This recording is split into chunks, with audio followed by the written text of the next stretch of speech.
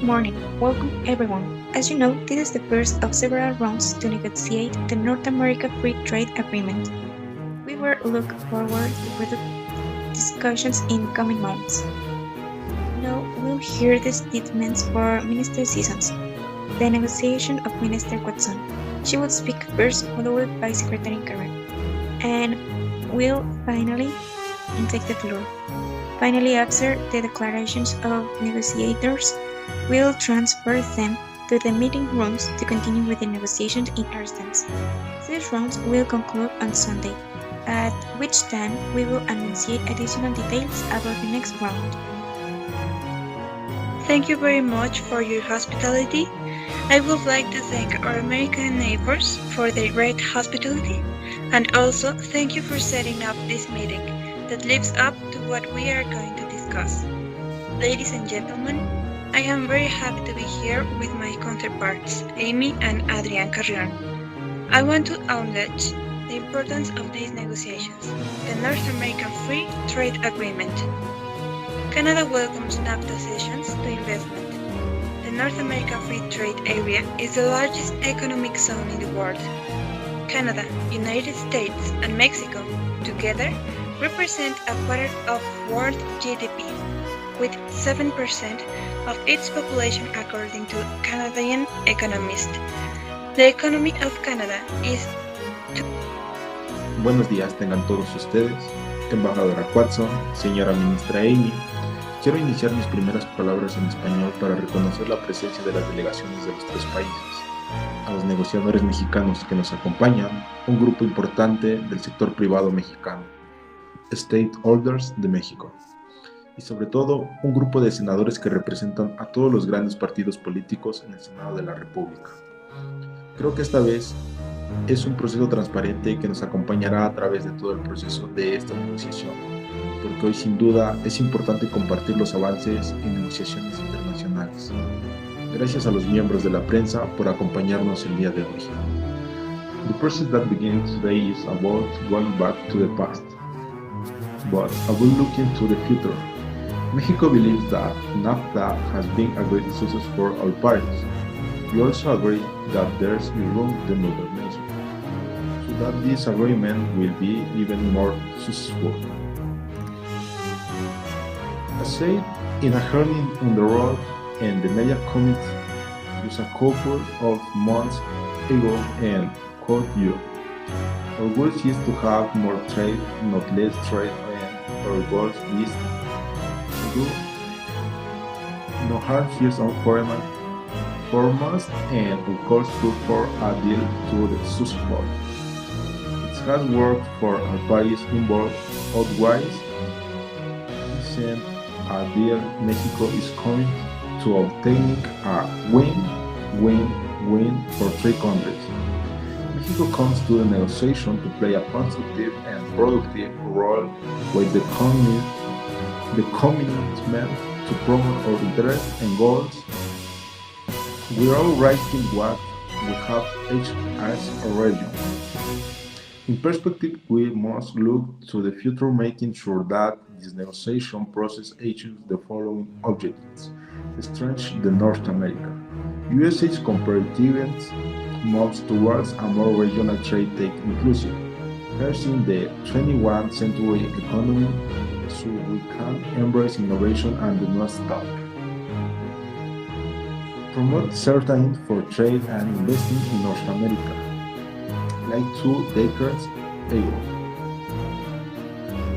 We pioneered an agreement to change the international architecture of trade. This time we have the opportunity to pioneer again by raising the way we interact with defining a region by inviting ourselves to make a positive contribution to the trading system. Let's not confuse her. The first challenge we have is to find common ground between the interests of the three countries. It can be a difficult process without a doubt, but I'm convinced that this potential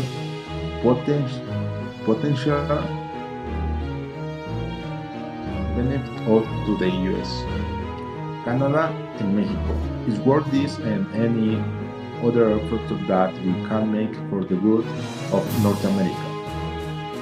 I believe it is in the best interest of all our three economies to move quicker, taking fully considering the substance and content of the NAFTA negotiation. And here's to the once again after the country's disposition to work seriously and constructively to bring NAFTA into the 21st century and, more importantly, to build on the origin of the original NAFTA treatments for a more prosperous North America. Thank you.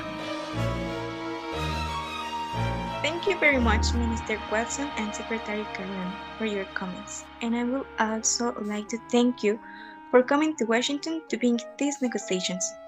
I look forward to working together and building on what is already a strong friendship for both personality and also between our countries. First, I appreciate everyone's help. I know that we all agree that NAFTA needs an update. It is a 23 years agreement and our economies are very different from those. We need to modernize or create provisions that protect digital trade, protect intellectual property, further energy provisions, increase transparency, science-based agriculture trade in each of these. Hopeful we will develop models provisions that can be used for years to come and have the flexibility to adopt future innovations that we cannot even imagine. In this point, which an important part of our process, we must balance the limited interest of literally millions of people in our countries. Those are farmers, companies, and workers. Canada and Mexico are the largest export markets. You can't ignore huge trade deficit, job losses, companies that have closed or moved to inquisitive province are not in a great deal. Some improvements in our trade balance with Canada, but in the last 10 years our deficit in goods has increased $365 billion. We believe that NAFTA has fundamentally failed in many Americans and need major improvements.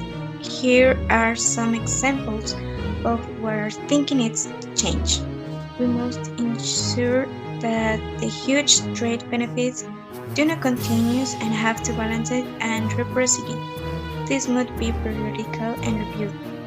The rules or origins, especially in automobiles and auto parts, must require higher NAFTA content, and subsale of US content origin must be verified. Not considered labor provision must be included in the agreement and be as strong as possible. The agreement must have provisions effective to protect the dispute against monetary manipulations. On the other hand, there is a lot of stakes for other criticisms and benefits of a good part of the agreement can be sustainable.